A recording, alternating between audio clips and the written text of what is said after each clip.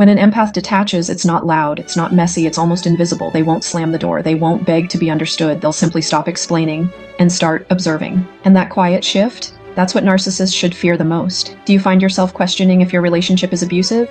Take our "Is my relationship abusive?" quiz and take the first step toward understanding your situation. Empaths often get trapped in toxic relationships because they see the pain behind the chaos, they want to help, they want to heal, and they believe that if they just love harder, things will change. But over time, something shifts. The empath starts seeing patterns instead of moments.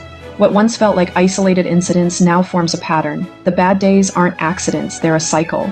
This shift from emotional fog to clarity is the first crack in the trauma bond. They stop excusing the narcissist's pain as an explanation. Empaths often say they hurt me because they're hurting. But waking up means realizing pain is never a pass for cruelty. You can feel sorry for someone and still protect yourself from them.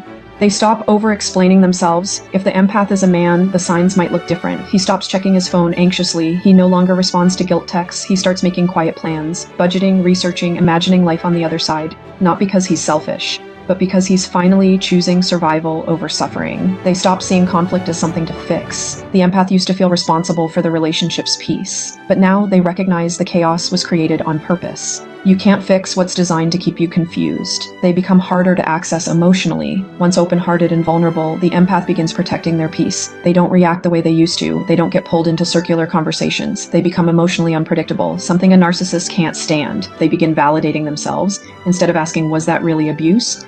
they say, "I don't deserve that."